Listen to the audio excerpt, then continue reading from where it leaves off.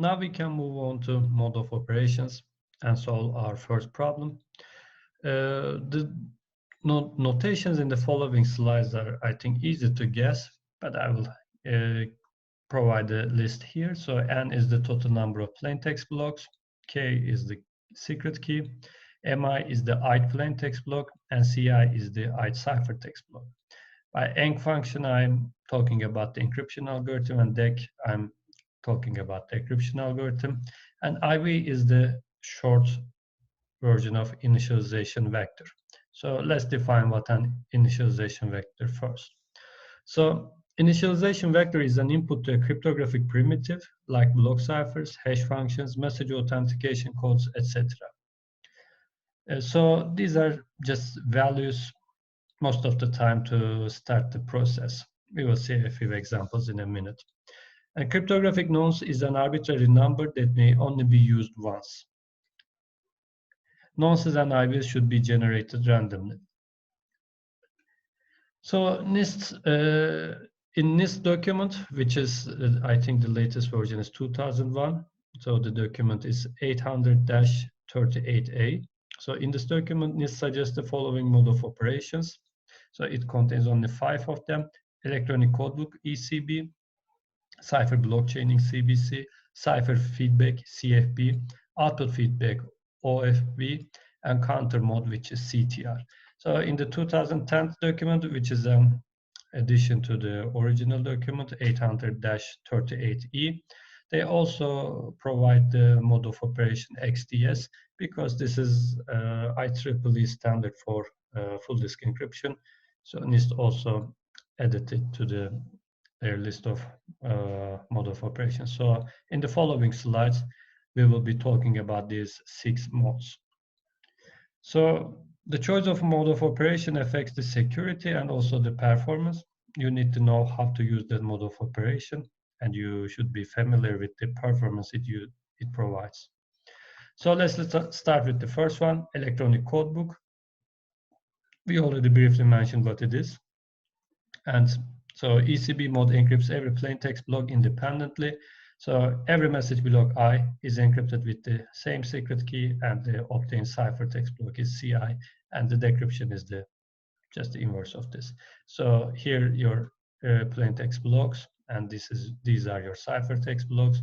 In the decryption case, the person who receives the ciphertext writes them here. Now you perform the decryption operation and obtain the plaintext blocks.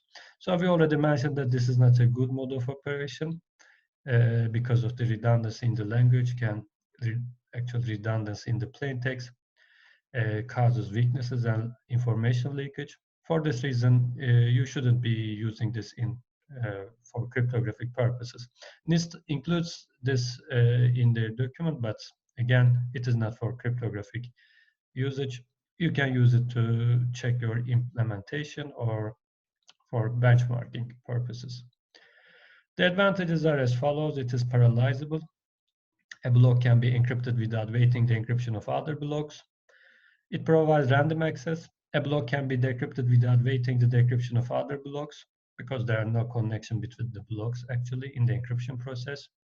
Error propagation is limited to a block. If a single bit of a block is flipped due to a transmission error, it does not affect other blocks. So this is obvious from the picture actually. So if something wrong happens to C1, so a few of the bits are flipped for some reason due to transmission errors, the person who's going to decrypt C1 receives it in a wrong way. So their decryption would affect the P1, but it will only affect this block. It wouldn't affect the other blocks. So these are the advantages. Disadvantages are as follows. Identical plaintext blocks are encrypted to identical ciphertext blocks. We already seen this in an BMP file encryption example. So for this reason, actually, we cannot use it. This mode of operation does not provide self-synchronization. If some plaintext bits are dropped, resynchronization cannot be achieved. So maybe I should mention this here for the rest of this lecture. ECB does not have self-synchronization, but most of the time, almost none of the mode of operations we use in practice have self-synchronization. So this is not a disadvantage of ECB, but maybe the disadvantage of the most of the mode of operations. So for synchronization, you have to take additional measures. This is just I'm here mentioning it because in the future we will be talking about synchronous and asynchronous stream ciphers. So it becomes somewhat important in the case of stream ciphers. But for the block ciphers, if some ciphertext bits are dropped, in order for you to recover the rest of the message, you have to take some additional measures to provide synchronization. So ECB is bad, so we have some additional mode of operations which actually good. So these are the remaining mode of operations in NIST documents. The second one is cipher block chaining mode, CBC. Before encryption, every plaintext block is XORed with the previous ciphertext block, but the initial plaintext block does not have a previous ciphertext block. So for this reason, we XOR the first plaintext block with an IV.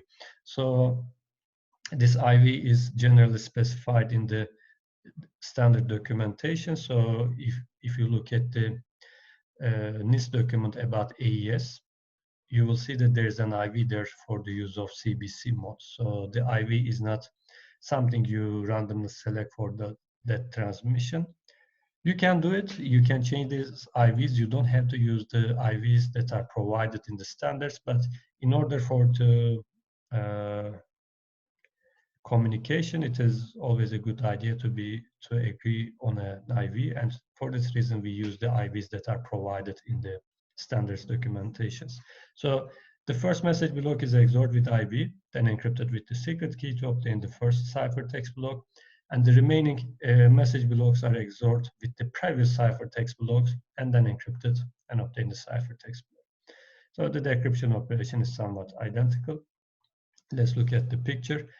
The first message block is XORed with IV, the encryption process is performed, and the ciphertext is XORed with the following plaintext block, and so on and so forth. So for the decryption case, you have the ciphertext blocks, you write them here, and you perform this time the decryption operation, and the first ciphertext block is XORed with IV to obtain the plaintext block. Then it comes here to obtain the second plaintext block, and so on and so forth. So only thing is that instead of encryption, you perform the encryption. Instead of plaintext blocks, you have the ciphertext blocks. So advantages are error propagation is limited to 2 blocks. We can see it here. So if for some reason C1 is affected, so some of the bits are modified due to a transmission error, since this C1 is now wrong, the decryption would fail here, and so P1 will be wrong, but C1 is also XORed to here, so P2 will be also wrong, but this would only affect the transmission error in C1 would only affect P1 and P2. This is why we say that error propagation is limited to the 2 blocks.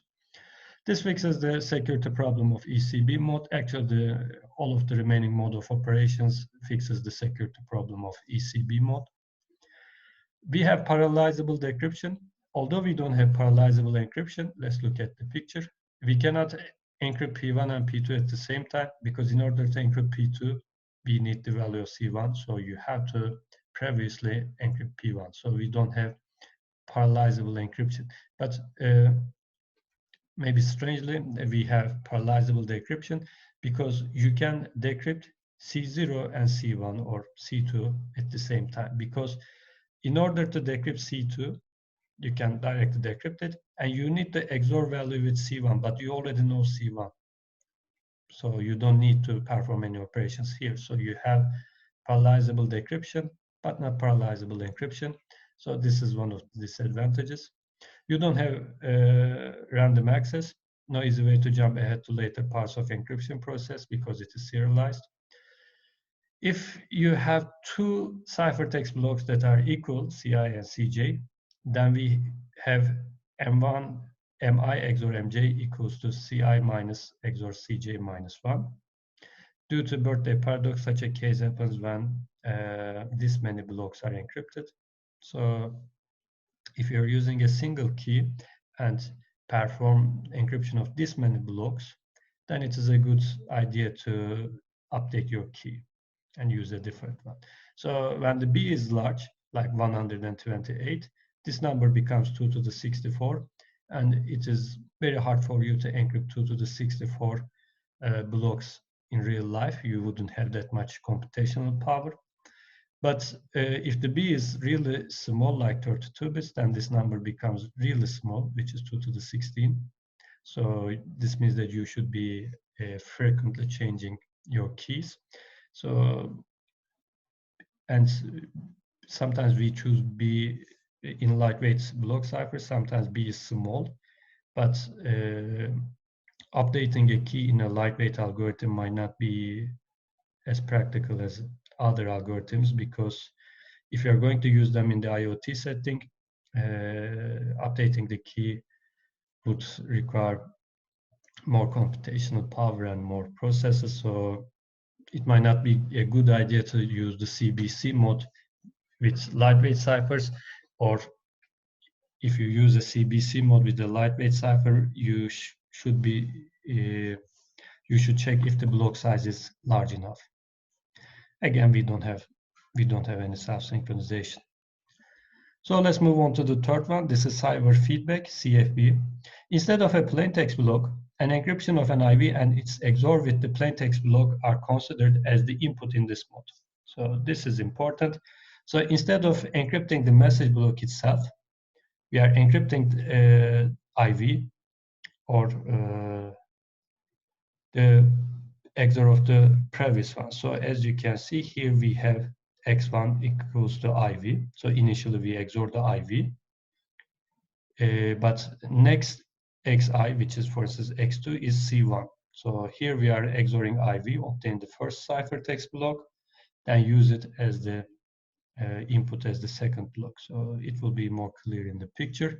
So instead of encrypting plaintext blocks, we start with IV, encrypt it, then XOR it with the plaintext block and obtain the ciphertext block. Now take this value, encrypt it, and XOR it with the second plaintext block and obtain the ciphertext block, and so on and so forth. So instead of using the plaintext blocks at the top, we are using them at the final XOR operation. So you might think that why we are doing this, because here we have the decryption process, but the picture is not wrong. In the previous pictures, remember that we have encryption at the top and decryption at the bottom, and we use a different color. But as you can see, we don't have it here. This is because when we are encrypting, in the encryption case, we are encrypting IV and XORing with the plaintext block. But in the decryption case, what we do is we also encrypt the IV, and this time we XOR it with the ciphertext block to obtain P0. And sorry for this slide, I thought that it fitted the picture, but apparently it doesn't. So below these arrows, we have P0, P1, P2, and PM. And sorry for that, I will update it shortly. So only thing changes, as you can see, the places of P0 and C0. That is the whole difference.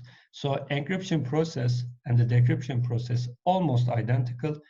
Only thing that changes is the order of the XOR operations, because the encrypting party has the PIs. So they produces actually key streams here. The outputs of the encryption process can be seen as a key stream, and they are XORed with the plaintext blocks to obtain the ciphertext block.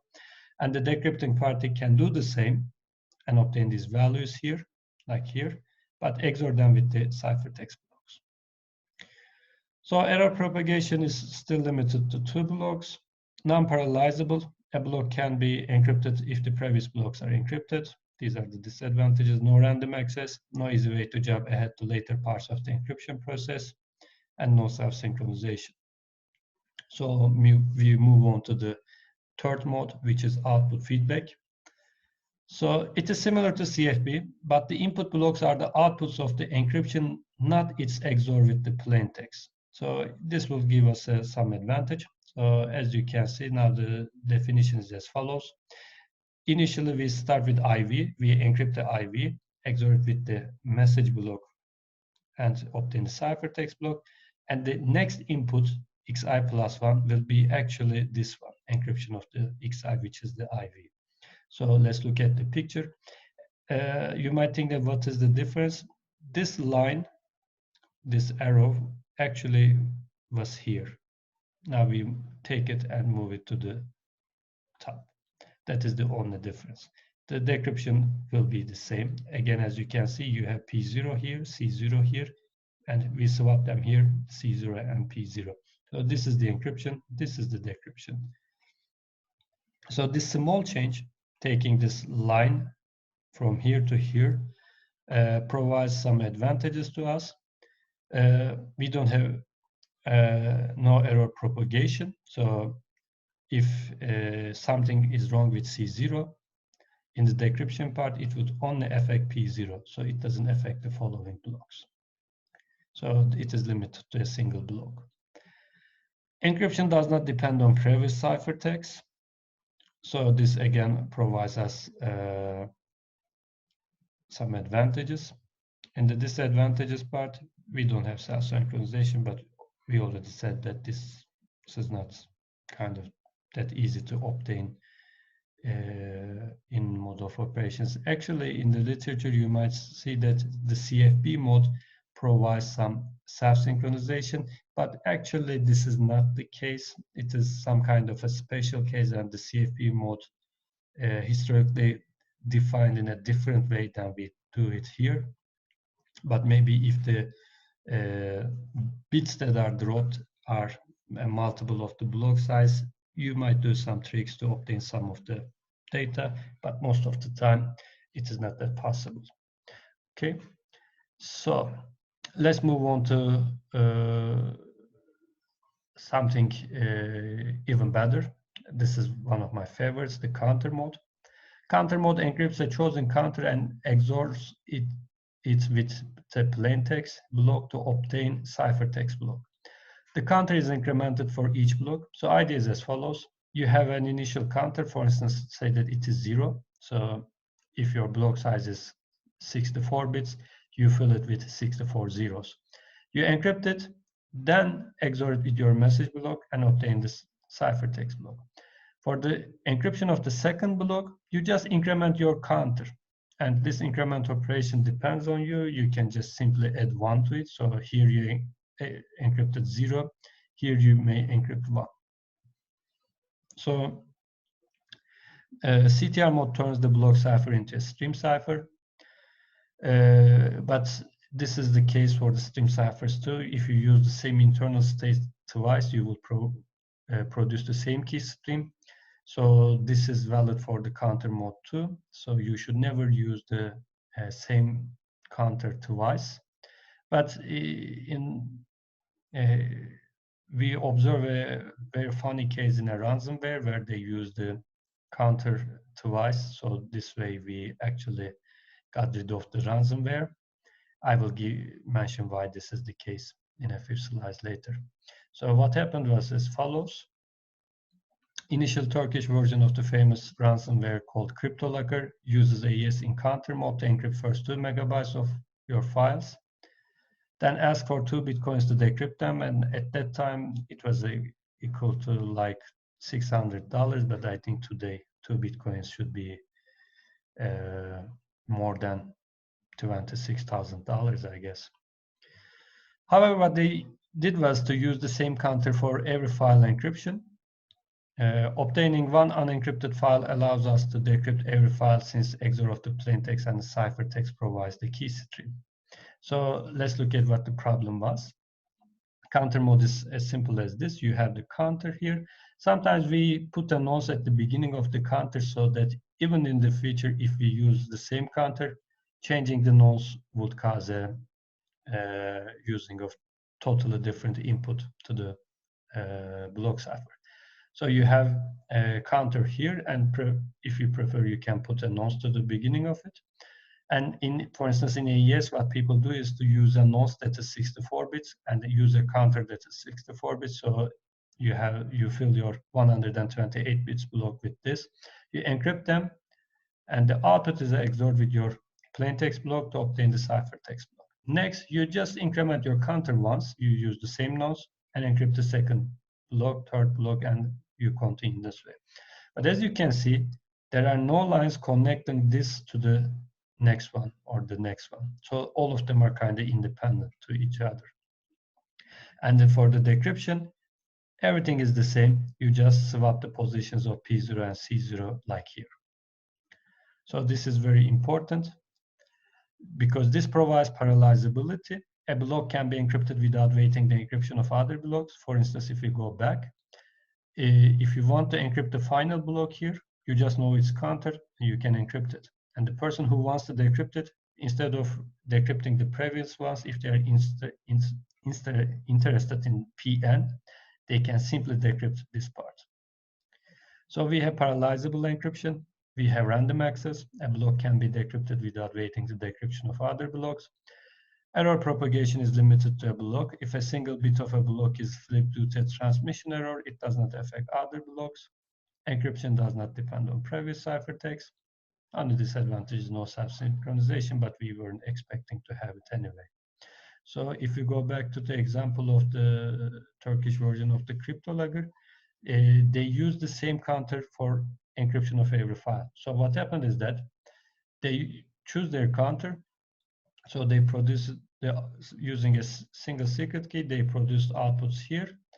So they encrypt a file in your computer with this outputs and obtain the ciphertext. Then they delete your file, so you end up with the ciphertext here. But for the second file, they do the same operation. They use the same counter. So what you can do is as follows. Since you have the ciphertext here, they deleted the plaintext. But if you can find a file whose plaintext you know, for instance, if you have a PDF file that you can download again from the internet, this means that you have the ciphertext, which is an encryption because of the ransomware, and you have the plaintext blocks because you downloaded it from a different source. By XORing them, you can get the outputs of these encryption processes. So without knowing the counter, without knowing the key, you get the outputs here. So another file in your computer would have different ciphertext blocks, but you already know the values here. XORing this with these ciphertext blocks, you obtain back your plaintext block. So this, we observed this like 10 years ago, and we performed this operation to recover the files of the victim. But the ransomware designers realized their mistakes because of this, and in the future versions, they remove this mistake and they start using different counters. So XTS mode is the final mode that we are going to talk about. It stands for XOR Encrypt XOR based tweak codebook mode with ciphertext stealing. AES with XTS mode is a disk encryption standard since 2007 as IEEE P1619. For messages with lengths not divisible by B, the last two blocks are treated specially, so you perform a ciphertext stealing here. So the picture is like this. But we are not going to focus on it, but this is, I wanted to give it to you here because it is also a standard. If you want to have further information about these modes of operation, you can look at the NIST documents, but Philip Rajave also provided an extensive analysis of mode of operations. He considers almost any possible mode of operation. So this document contains a lot more mode of operations than we discussed in this lecture. But now we are done with the mode of operations. Let's go back to our motivation. We said that we didn't like ECB mode because when we encrypted our university logo, we obtained something like this. But what would happen if you use the counter mode? So if you encrypt the same image with the counter mode, this is what you get. As you can see, you cannot find a specific pattern because it looks like a random noise. So this is what an encrypted file should look like, not like this. So this is the original image, this is ECB, this is counter mode. Same thing is valid for our laboratory logo. This is the original image, this is encryption with ECB, and this is encryption in the counter mode.